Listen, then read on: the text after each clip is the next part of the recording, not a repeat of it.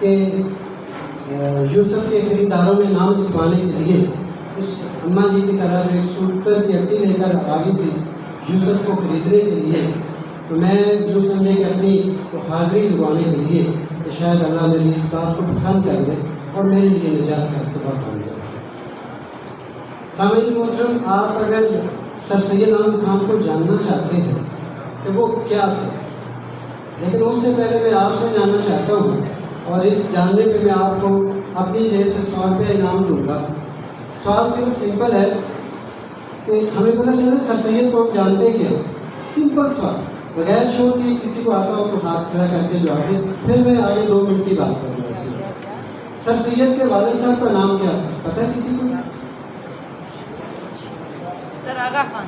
دیکھیے یہ ہماری سر سید احمد خان سے محبت ہے، ان کے والد صاحب کا نام محمد ملتقی۔ ہم ایک سے اگلے پہ نہیں جا کر جانتے تو سر سید کی خدمات کو کیا جانتے ہیں؟ سر سید احمد خان کوئی عام انسان نہیں تھے۔ سر سید احمد خان کا سلسلہ نسب 42 نمبر پہ پشت پہ جا کر سیدہ کائنات حضرت فاطمہ الزہرا سے ملتا ہے، اور حضرت سیدہ فاطمہ الزہرا آپ جانتے ہیں کہ کائنات کی سب سے اونچی ذات حضرت محمد رسول اللہ صلی اللہ علیہ وسلم کی پیاری بیٹی، گویا اتنا عظیم نسب، تو اس نسب میں سے عام انسان پیدا ہوں گے یہ ہو ہی نہیں سکتا۔ سر سید احمد خان ایک عظیم ترین انسان اور لیڈر راہنما۔ آپ سر سید احمد خان کے بارے میں اگر جاننا چاہتے ہو، ہماری لائبریری کے اندر وہ کتاب گرد سے اٹی ہوئی ہے۔ میں نہیں سمجھتا پچھلے 10 سال میں یا اس سے پہلے 10 سال میں نے اس پہ ذمہ داری کو دیکھا ہے۔ اس کتاب کو کسی نے کھول کر بھی دیکھا۔ اس کتاب کا نام ہے حیات جاوید۔ مولانا الطاف صاحب حالی کو جانتے ہوں گے، مسدس حالی، ان کی نظم بڑی معروف ہے، شرافات۔ ان کی یہ لکھی ہوئی کتاب سر سید کو ہر پہلو سے انہوں نے حق ادا کر دیا کہ سر سید تھے کیا۔ اس کتاب کو آپ تھوڑا سا پڑھیے، ہماری لائبریری میں ہے، یہ میں بچوں سے گزارش کرتا ہوں۔ آپ ایسے لگے گا آپ کو جیسے سر سید احمد خان کو آپ اپنی آنکھوں سے دیکھ رہے ہیں، ان کے کارناموں کے آپ چشمدید گواہ ہیں، ایسے آپ کو محسوس ہو۔ اس کتاب کو پڑھیے، خدا کے لیے۔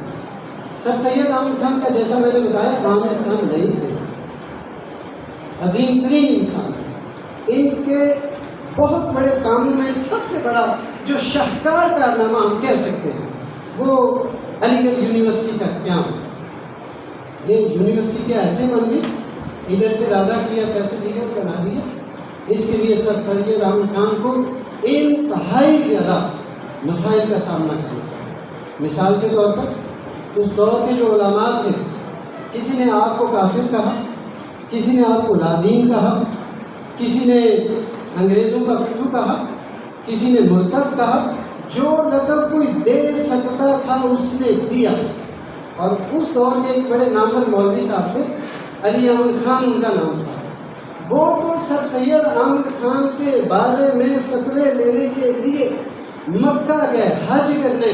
مقصد یہ تھا، مقصد حج نہیں تھا، مقصد تھا کہ وہاں جائیں اور مفتی اعظم جو سعودی عرب ہے اس سے ملے اور اس سے سر سید احمد خان کے کافر ہونے کا فتویٰ لے سکے، تاکہ یہاں کے فتوے کام نہیں آ سکے، سر سید کو ان کے عزم سے نہیں پیچھے کر سکے۔ اس اپنے یہ جو انتہائی جہلانہ ان کا روش اور مزاج تھا، اس کی تکمیل کے لیے حج جیسے عظیم رکن کو پرفارم کرنے کے لیے گئے کہ وہ سر سید کے خلاف کفر کا فتویٰ دیں۔ یہ چھوٹی بات نہیں ہے۔ سر سید احمد خان کو جب پتہ چلا کہ وہ علی احمد خان صاحب میرے کفر کے فتوے لینے مکہ گئے ہیں، تو ان کے اعزاز میں یہ فرمایا کہ چلو شکر ہے علی احمد خان کو اس فتوے لینے کی آڑ میں اللہ نے حج جیسی سعادت تو دی، پھر بھی اس کو اپریشیٹ کیا۔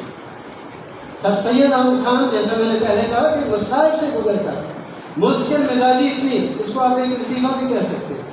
سر سید احمد خان اپنے گھر کے نوکر کے ساتھ کرکٹ کھیل رہے تھے، گیند بلا جسے کہتے ہیں، آج اس کی ذرا چینج ہے صورتحال، کھیل رہے تھے، وہ بیٹنگ کر رہے تھے، نوکر بالنگ کر رہا تھا۔ ایسے میں وہ جو ان کی والدہ محترمہ تھی، انہوں نے نوکر کو بلایا کہ جو بازار سے فلاں چیز پکڑا.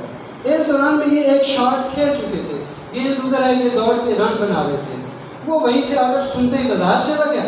سر سید احمد خان وہ دوڑے شروع رکھی. جب واپس آیا ان کا ملازم تو مستقل مزاجی دیکھے, تب وہ اپنا سکور کاؤنٹ کر رہے تھے, 970, 971, 972 لگے ہوئے ان کے آنے تک. یہ سر سید کی مستقل مزاجی کی لطیفے کی صورت میں میں نے آپ کو ایک مثال دی ہے کہ جس کام کا ارادہ کیا اس پہ ڈٹ گئے تھے اور پھر اس سے پیچھے نہیں ہے. سر سید احمد خان نے اس ادارے کو قائم کر کے سانس لیا. اس کے لیے اساتذہ کو تنخواہیں دینی ہوتی, ملازمین کو تنخواہیں دینی ہوتی. ایک پتہ چلا کوئی صاحب حیثیت آدمی, اس کے پاس جا کر چندہ اکٹھا کیا جائے. اسے کہا حضرت جی مولوی صاحب میں آپ کو چندہ ایسے نہیں دوں گا, پیسے فری میں نہیں بانٹے جاتے, پہلے یہاں مجھے ناچ کب دکھاؤ پھر ملیں گے پیسے. سر سید احمد خان نے اپنے اس ادارے علی گڑھ کے قیام کی خاطر اس کے سامنے ناچ کر تب جا کے اس کے پیسے دیے. وہ سید کی ذات کو نچا رہا ہے, ٹھیک ہے, لیکن اپنی ذات کو نفی کر کے اس ادارے کی فلاح و بہبود کے لیے یہ عمل بھی سر سید نے کیا, اور یہ چھوٹی بات نہیں ہے. پھر بعض اوقات حالات ایسے, بہت اچھے لکھاری تھے سر سید احمد خان, اپنی کتابیں جو لکھتے بعض اوقات حالات ایسے پیدا ہو جاتے کہ تنخواہیں دینے کے لیے اپنی ان کتابوں کو بیچتے. جمعہ والے دن چھٹی ہوا کرتی, اپنی ہی کتابیں گلی میں لگا لیتے, بازار میں بیچتے, یا پرانی کتابوں کی جو کہیں سے ملی گفٹ کیے کسی نے, ان کو جو کام کیے ان کو بیچتے اور اس ادارے کے اخراجات کو.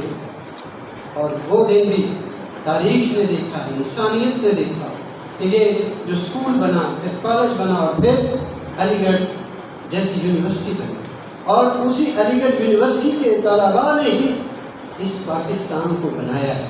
سب سے پہلے جو تحریک چلی ہے وہ کہاں سے چلی؟ علی گڑھ یونیورسٹی کے طلباء نے شروع کی. انشاءاللہ انہوں نے بنایا, آپ لوگ اس کو بچائیں گے, ہم بھی آپ کے ساتھ ہیں انشاءاللہ. لیکن یہ ادارہ, اس کے لیے جتنے الفاظ کہہ دیے جائیں وہ کم ہیں, وہ کم ہیں, وہ کم ہیں. سر سید کو اس کی جزا کو شاید اللہ ہی دے سکتا ہے. لوگ تو ان کی خدمات کو خراج عقیدت بھی کھلے دل سے نہیں پیش کرتے. پیارے بچوں, یہ ادارہ جس میں آپ بیٹھے یہ بھی علی گڑھ ہے. اور سر میں ادب سے آخری ایک دو باتیں کر کے اجازت لیتا ہوں. ادارے جو ہیں جب یہاں سے بچے چلے جاتے ہیں, یا میں بھی رہا اصل میں سر اور سارے, وہاں کے یہ بھول جاتے ہیں کہ میتھمیٹکس میں ہم کیسے تھے, ہم اردو میں کیسے تھے, ہماری تاریخ کیسی تھی, جغرافیہ کیسا تھا. یہ چیزیں بھول جاتی ہیں. یاد کیا رہتا ہے؟ وہاں کی روایات یاد رہتی ہیں. جانے کی بات نہیں. یہ 2 دن پہلے اولڈ ایلبیرینز آئے ہوئے تھے, میں نے ان کا انٹرویو لگایا. اس پہ وہ نہیں بتا رہے تھے کہ میں کلاس میں اچھا تھا برا تھا, وہ یہ بتا رہے تھے اس کمرے میں رہتا تھا, یہ شرارت تھی میری, میں نے یہ کام کیا ہے, میں فٹ بال میں. یہ روایات زندہ رہتی ہیں. تو اس علی گڑھ کی ایک روایت تھی, جیسے آپ کالجز میں جاتے ہیں تو نیو ایئر فول کے نام سے منایا جاتا ہے. وہ انٹروڈکشن نائٹ سیلیبریٹ کی جاتی ہے. جو نئے بچے آتے ان کے لیے اہتمام کیا جاتا ہے, انٹروڈکشن نائٹ. نئے بچے اپنا تعارف دیتے ہیں ڈائس پہ آ کر, اس سے ان کے اندر حوصلہ پیدا ہوتا ہے, ان کی ہیزیٹیشن ختم ہوتی ہے. تو دوسرا ان کے یہاں ایک مڈ نائٹ فنکشن ہوتا, وہ مڈ گارے کو کہتے ہیں. سخت بلا کی گرمی, اس وقت یہ پنکھے بجلی یہ کہاں تھی, تو وہ بارشوں کا انتظار ہوتا عموماً اگست میں. تو جب بارشیں آتی بچے ہاسٹل سے نکلتے, اور یہ وہ ہاسٹل 1965 میں علی گڑھ یونیورسٹی کا ہاسٹل کی تعداد 65 تھی. علی گڑھ جہاں بیٹھے اس کے ہاسٹل کی تعداد 5 ہے, 300 بچہ رہ رہا ہے. اس وقت علی گڑھ یونیورسٹی انڈیا کے ہاسٹل کی تعداد 1965 میں 65 ہاسٹل کیمپ ہو چکے تھے. آپ دیکھیے کہ وہاں تعداد کتنی ہوگی. مڈ نائٹ, گارا کیچڑ, اس میں کھیلتے اور سیلیبریشن ہوتی. یہ بات میں نے کیوں کی؟ سر یہاں ہماری کچھ روایات تھیں, ان میں سے ایک روایت میں دستبستہ آپ سے گزارش کرتا ہوں, سر اس کو زندہ کریں. ہم اس علی گڑھ کی ایک لڑی ہیں.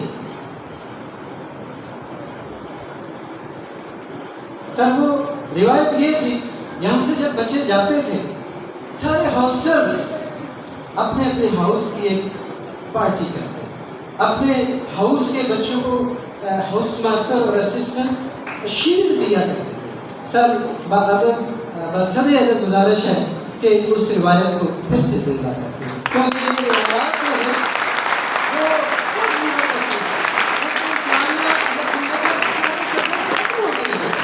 یہ روایت زندہ رہے گی۔ یہ میرے ہاؤس میں ہاؤس پرفیکٹ تھا، میں ریڈنگ بوائے تھا، میرے ذمہ یہ ڈیوٹی تھی، میں نے یہ کام کیا تھا، آج میرے پاس سند ہے۔ تو دیکھیے یہ شیٹ مجھے علی گڑھ مانگا کی یاد دلا رہی ہے۔ میں کہیں دل سے